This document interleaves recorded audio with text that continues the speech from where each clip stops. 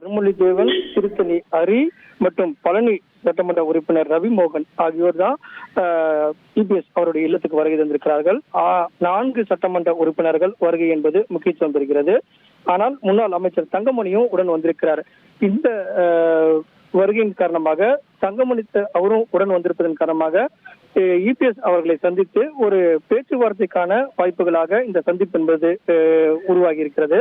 காரணம் என்னவென்றால் 2 தரப்பிலும் சமாதான பேச்சுவார்த்தையில் ஈடுபட வேண்டும் அப்படிங்கிறது தங்கமணி அவருடைய முன் நடவடிக்கையாக இருந்தது. தற்போது 4 சட்டமன்ற உறுப்பினர்கள் தங்கமணி அவருடன் வந்து வருகை தந்திருக்கிறார்கள். இபிஎஸோடு சந்தித்து வருகிறது என்பது முக்கியத்துவம் பெறுகிறது. நத்தம் விஸ்வநாதன், அருள்மொழிதேவன், ஹரி, அதே நேரத்தில் ரவிமோகன் 4 சட்டமன்ற உறுப்பினர்கள் உடன் முன்னாள் அமைச்சர் தங்கமணி அவர்களும் வருகை தந்திருப்பதன் காரணமாக இதன் அடிப்படையில் இபிஎஸ் அவர்களை சந்தித்து மீண்டும் சட்டமன்ற உறுப்பினர்களுடைய ஆதரவு மற்றும் பேச்சுவார்த்தை மூலமாக தீர்வு காண்பதற்குண்டான நடவடிக்கைகள் எல்லாம் இதன் மூலம் ஏற்படக்கூடிய ஒரு வாய்ப்பு என்பது உருவாகி இருக்கிறது. இந்த 4 சட்டமன்ற உறுப்பினர்களும் இபிஎஸ் அவர்களை சந்தித்து பிறகு செய்தியாளர்களை சந்திக்கும் போது என்ன நிலைப்பாட்டில் இருக்கிறார்கள் அப்படிங்கிறது முழு விவரமாக தெரிய வரும். ஏற்கனவே பாலகிருஷ்ண ரெட்டி அவர்கள் தனியாக வருகிறது இபிஎஸ் உடன் சந்தித்து வருகக்கூடிய நிலையில தான் இந்த 4 சட்டமன்ற உறுப்பினர்களும் வருகை தந்திருக்கிறார்கள். 5 சட்டமன்ற உறுப்பினர்கள் தற்போது இபிஎஸ் அவர்களுடன் பேச்சுவார்த்தையில் ஈடுபட்டு வருவதன் காரணமாக அவர்கள் 5 பேர் சேர்ந்து என்ன முடிவு எடுக்கப் போகிறார்கள் அப்படிங்கிறத அவங்க செய்தியாளர் சந்திப்புக்காக சில நிமிடங்கள் காத்திருக்க வேண்டியிருக்கிறது. தொடர்ந்து பேச்சுவார்த்தை முடியும் பட்சத்தில் அவருடைய நிலைப்பாட்டை அடிப்படையாக கொண்டு அடுத்தடுத்த நகர்கள் நடைபெறக்கூடிய வாய்ப்புகள் அதிகமாக உள்ளது.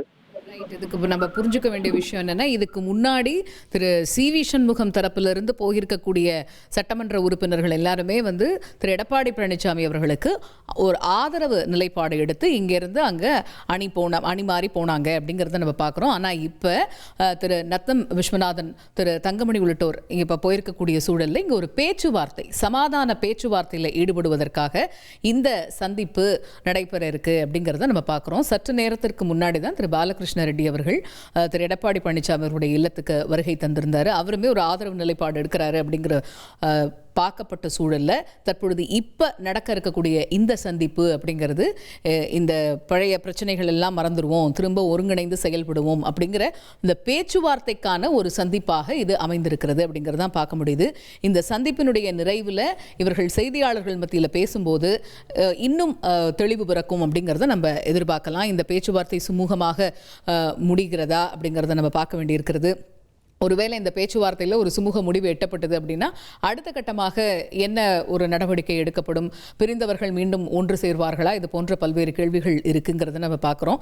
இது எப்படியோ அதிமுகவை பொறுத்த வரைக்கும் இந்த உட்கட்சி விவகாரம் பூதாகாரமாக கிளம்பி இருக்கக்கூடிய சூழலில் ஒரு பக்கம் எம்எல்ஏக்களுடைய ராஜினாமா நடக்குது. இந்த ராஜினாமா உடனடியாக அக்செப்ட் பண்ணக்கூடாது அப்படிங்கிற ஒரு கோரிக்கை எழுகிறது. இப்படி சட்ட நடவடிக்கைகள் என்ன எடுக்கலாம் அப்படிங்கிற ஒரு ஆப்ஷன்ஸ் எல்லாம் எக்ஸ்ப்ளோர் பண்ணிட்டு இருக்கக்கூடிய சூழலில் தான் நம்ம பார்க்கிறோம்.